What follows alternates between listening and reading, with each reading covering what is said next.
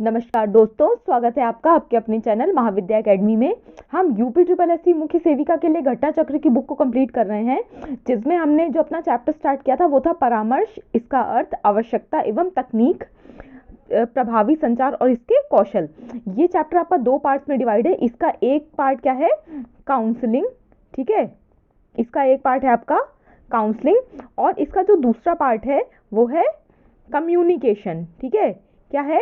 Communication है। ठीक, तो इसकी हमने थ्योरी कंप्लीट कर ली है। आज हमको इसके क्वेश्चंस देखते हैं। इस पे कुछ 7-8 क्वेश्चंस हैं, 9 क्वेश्चंस है इसमें, तो आज हम वो देख लेते हैं। ठीक है, चलिए क्वेश्चन नंबर पहला देखते हैं।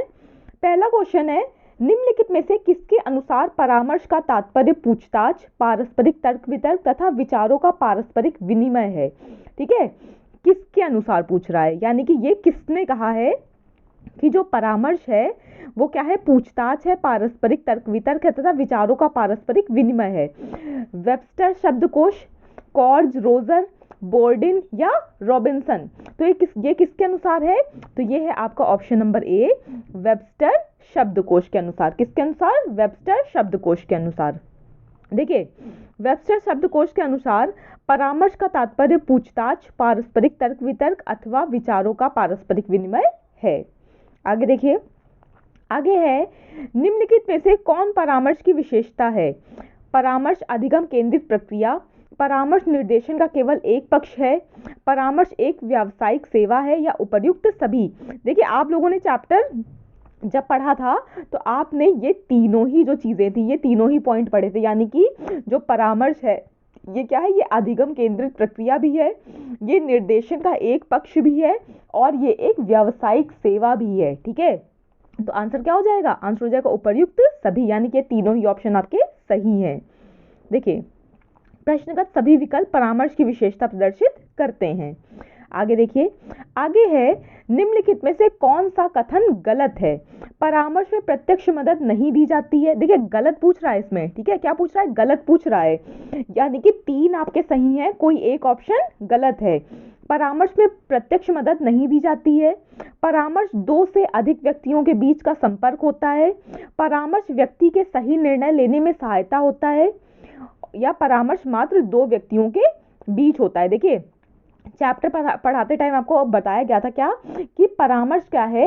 जब 2 व्यक्तियों की आपस में बातचीत हो रही है, एक अपनी समस्या बता रहा है, दूसरी सलाह दे रहा है, तभी वो परामर्श है। अगर ये चीजें 2 से ज्यादा लोगों में होती तो ये क्या होगा? फिर ये कम्युनिकेशन हो जाता है। ठीक है, तो आपका जो ये पॉइंट है कि परामर्श 2 से अधिक व्यक्तियों के बीच का संपर्क है, ये गलत है और आपसे इसमें गलत ही पूछ रहा है। बाकी जो आपका ऑप्शन ए, सी और डी है, ये क्या है? ये सही लिखे हुए हैं। देखिए, परामर्श के अंतर्गत परामर्श मात्र 2 व्यक्तियों का संपर्क होता है, अर्थात इसमें 2 से ज्यादा व्यक्ति होने पर इसे परामर्श नहीं कह सकते। आगे देखिए, आगे है, निम्नलिखित में से कौन निर्देशीय परामर्श प्रक्रिया का पद है? ठीक है, किसका पद है? निर्देशीय परामर्श प्रक्रिया का। देखिए, आपको 3 परामर्श पढ़ाए गए थे ना, कौन कौन से? निर्देशीय परामर्श, अनिर्देशीय परामर्श और समन्वित परामर्श। यानी कि कौन कौन सा आपको पढ़ाया गया था? ये 3 परामर्श आपको पढ़ाए गए थे।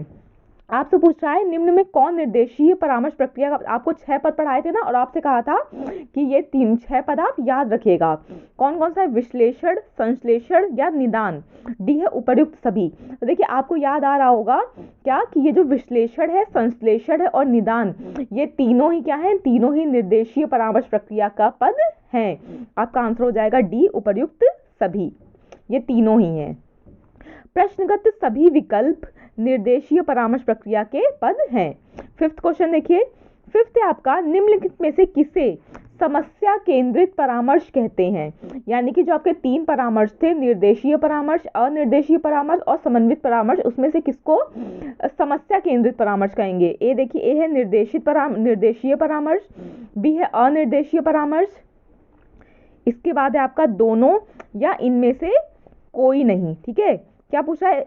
दोनों या इनमें से कोई नहीं। तो आप सभी को ये पता होगा, आप जिसने भी चैप्टर की थ्योरी देखी थी, जिसने भी चैप्टर पढ़ा था इससे पहले वाले वीडियो में, उन सभी को पता होगा क्या कि जो समस्या केंद्रित परामर्श है, कौन सा होता है? ये होता है निर्देशीय परामर्श, यानी कि डायरेक्टिव काउंसलिंग। ठीक है, ये होती है आपकी समस्या केंद्रित परामर्श। देखिए, निर्देशीय परामर्श में परामर्शदाता को महत्वपूर्ण स्थान दिया जाता है, इसे समस्या केंद्रित परामर्श भी कहते हैं। ठीक है, देखिए जो निर्देशीय परामर्श है इसमें परामर्शदाता को प्रमुख स्थान दिया जाता है। ठीक है, जो आपका अनिर्देशीय परामर्श है इसमें जो प्रार्थी है या जो परामर्श करता है, जो अपनी समस्या पूछने आया है, उसको महत्वपूर्ण स्थान दिया जाता है। जो आपका तीसरा समन्वित परामर्श होता है उसमें किसको महत्वपूर्ण स्थान दिया जाता है, उसमें दोनों को ही बराबर का महत्व दिया जाता है, यानी कि उसमें दोनों ही प्रमुख होते हैं। ठीक है, तो आपका क्या है, निर्देशीय परामर्श है, इसमें क्या है, इसको समस्या केंद्रित परामर्श भी कहते हैं, और इसमें जो परामर्शदाता है इसको प्रमुख स्थान दिया जाता है। ये चीज याद रखिएगा। नेक्स्ट देखिए, नेक्स्ट है अनिर्देशीय परामर्श के प्रतिपादक हैं कौन, E.G. Williamson, Ericsson, call Roger या बोर्डिन। तो जो अनिर्देशीय परामर्श है इसके प्रतिपादक कौन है, इसके प्रतिपादक हैं आपके कार्ल रोजर। ठीक है, अनिर्देशीय परामर्श प्रार्थी केंद्रित होता है। ठीक है, प्रार्थी केंद्रित यानी कि जो परामर्श करता है या जो परामर्श मांगने आया है, परामर्श प्रार्थी केंद्रित होता है। इसके प्रतिपादक कार्ल रोजर हैं। आगे देखिए, आगे है निम्नलिखित में से किसमें प्रार्थी और परामर्शदाता दोनों को समान महत्व दिया जाता है, निर्देशीय परामर्श में, अनिर्देशीय परामर्श में, समन्वित परामर्श में, या इनमें से कोई नहीं। अभी जो जस्ट मैंने एक्सप्लेन किया, अगर आपने वो भी ठीक से सुन लिया होगा तो भी आपको इसका क्वेश्चन इसका आंसर पता चल गया होगा। वो कौन सा परामर्श है इसमें प्रार्थी और परामर्शदाता दोनों को समान महत्व दिया जाता है। तो देखिए, निर्देशीय परामर्श में परामर्शदाता को ज्यादा महत्व दिया जाता है, अनिर्देशीय परामर्श में परामर्शकर्ता यानी कि जो प्रार्थी है उसको ज्यादा महत्व दिया जाता है, लेकिन प्रार्थी और परामर्शदाता दोनों को समन्वित परामर्श में क्या दिया जाता है, समान महत्व दिया जाता है। ठीक है, आंसर हो जाएगा इसका सी। देखिए, समन्वित परामर्श यानी कि इलेक्टिक काउंसलिंग निर्देशीय और अनिर्देशीय परामर्श से मिलकर बनता है। इस परामर्श में प्रार्थी और परामर्शदाता दोनों को समान महत्व दिया जाता है। ठीक है, कौन सा, समन्वित परामर्श जो आपका है, इलेक्टिक काउंसलिंग जो आपकी है, इसमें निर्देशीय और ये किससे मिलकर बना है, ये निर्देशीय और अनिर्देशीय दोनों परामर्श से मिलकर बना होता है, और इसमें जो परामर्श देने वाला है और परामर्श लेने वाला है दोनों को ही समान महत्व दिया जाता है। आगे देखिए, निम्नलिखित में से कौन संचार की औपचारिक विधि है, कौन सी विधि पूछ रहा है, औपचारिक विधि, रेडियो, टीवी, प्रदर्शनी या उपर्युक्त सभी। तो देखिए, ये जो तीनों ही विधियां हैं, ठीक है, रेडियो भी, टीवी भी, प्रदर्शनी भी, ये सभी क्या है, औपचारिक विधि हैं। तो आंसर हो जाएगा इसका उपर्युक्त सभी, ऑप्शन डी। इनके प्रश्नगत सभी विकल्प संचार की औपचारिक विधियों में शामिल हैं। आगे देखिए, आगे है निम्नलिखित में से कौन सा लिखित संचार का लाभ पूछ रहा है। ठीक है, आपको पढ़ाया था ना चैप्टर में कि ये लिखित संचार के लाभ ये है, लिखित संचार की हानि ये है, मौखिक संचार के लाभ, मौखिक संचार की हानि। ठीक है, देखिए ऑप्शन ए है, संचार को भेजने से पहले संपादित व संशोधित किया जा सकता है, संदेशों को के अभिलेखों को सुरक्षित रखा जा सकता है, सी है आपका, लिखित संदेश को प्राप्तकर्ता अच्छे से समझ सकता है और बाद में प्रत्युत्तर भेज सकता है, या डी उपर्युक्त सभी।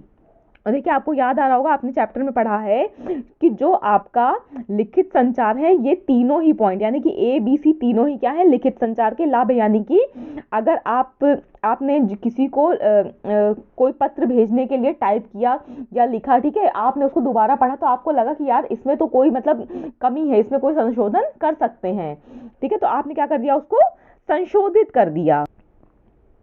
ठीक है, तो आपने उसे संशोधित कर दिया, जबकि मौखिक संचार में आप एक बार बुक्स बोलने के बाद उसको संशोधित नहीं कर सकते हैं। बी आपका पॉइंट है। देखिए, जब कोई चीज किसी को लिख कर भेजी जाती है, कोई पत्र है या कोई लेटर है, कोई ईमेल है, या आपने किसी को लिख कर कोई संचार का माध्यम है, तो उसको आप अपने पास उसकी एक कॉपी सुरक्षित भी रख सकते हैं। ठीक है, और जब किसी को लिखित संदेश भेजा जाता है तो जो प्राप्त करने वाला है उसके पास उस पर विचार करने के लिए पर्याप्त समय भी होता है, और उसका आंसर देने के लिए भी उसके पास पर्याप्त समय होता है, जबकि मौखिक संचार में ये तीनों ही सुविधाएं नहीं मिलती हैं। ठीक है, तो ये जो तीनों ही पॉइंट है, ये क्या है, लिखित संचार के लाभ है। तो आंसर हो जाएगा इसका उपर्युक्त सभी।